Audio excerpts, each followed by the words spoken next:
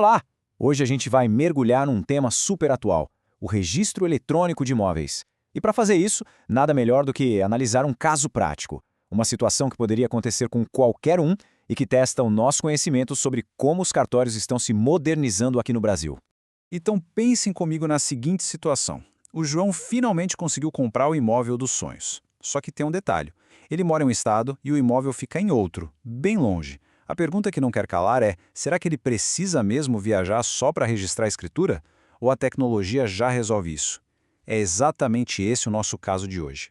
E aqui está o texto completo do nosso desafio. Basicamente, o João precisa registrar a escritura dele lá no cartório da cidade onde fica o imóvel. E a questão central é, diante das regras de hoje, qual das alternativas que vamos ver descreve a forma correta de fazer isso usando o sistema eletrônico? Vamos descobrir juntos. Bom, para resolver um quebra-cabeça como esse, a melhor tática é ir por eliminação. A gente vai olhar cada uma das alternativas, entender o erro delas e assim a resposta certa vai aparecer naturalmente. Preparados? Vamos começar. A primeira alternativa já chega com o pé na porta dizendo que não, de jeito nenhum o João pode fazer o registro eletrônico. E o motivo seria a necessidade de arquivar o papel, o documento físico original, lá no cartório. Mas, cá entre nós, em pleno século XXI, será que essa regra ainda se sustenta? Pois é, essa afirmativa está totalmente ultrapassada.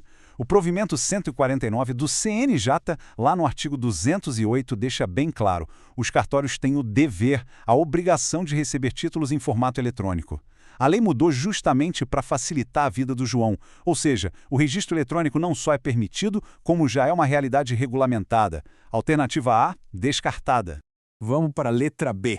Essa aqui fala sobre dinheiro, sobre o pagamento das taxas do cartório, os emolumentos. E a ideia que ela apresenta é bem interessante. Primeiro o cartório termina o serviço e só depois, em até 30 dias, o João faz o pagamento. Parece bom, né? Mas será que funciona assim? E a resposta é não, não funciona assim. O mesmo provimento 149, no artigo 329, diz exatamente o contrário. Ele exige o que a gente chama de depósito prévio. Em outras palavras, para que o registro seja feito, o pagamento tem que vir antes. A regra é clara, paga primeiro, registra depois. Sem prazo de 30 dias. Errada também. Agora a letra C. Essa alternativa sugere que o preço do serviço é padronizado, que existe um valor nacional fixo para todo o Brasil, definido por quem opera o sistema. Seria prático, sem dúvida, mas será que a realidade é essa? E mais uma vez, a alternativa está incorreta. O artigo 329 que a gente já citou também resolve essa dúvida. Não existe um valor nacional.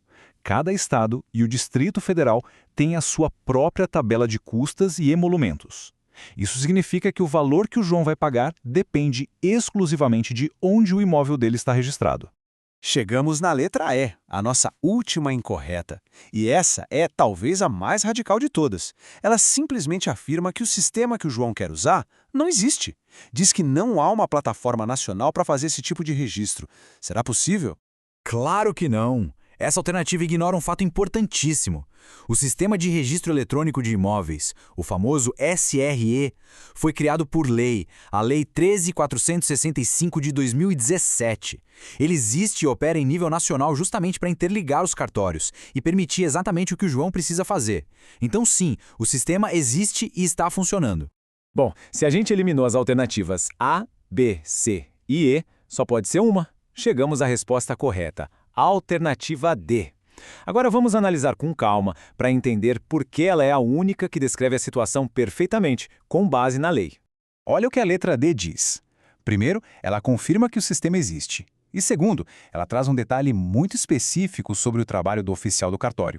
Ele tem a obrigação de checar o sistema em horários definidos, incluindo intervalos de no máximo 1 hora, para ver se chegou algum título novo. Vamos conferir isso na norma. E aqui está a prova. O artigo 325 do provimento 149 do CNJ é praticamente um copia e cola do texto da alternativa D. Ele estabelece essa rotina de verificação obrigatória, na abertura, no encerramento e a cada hora. Isso garante que os documentos eletrônicos não fiquem parados na caixa de entrada.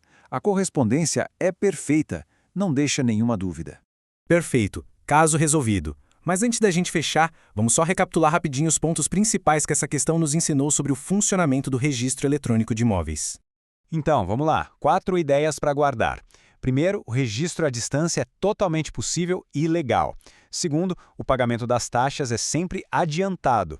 Terceiro, o preço varia de estado para estado, não é um valor único nacional. E quarto, existe uma rotina rigorosa de checagem dos documentos eletrônicos por parte dos cartórios. Simples, né?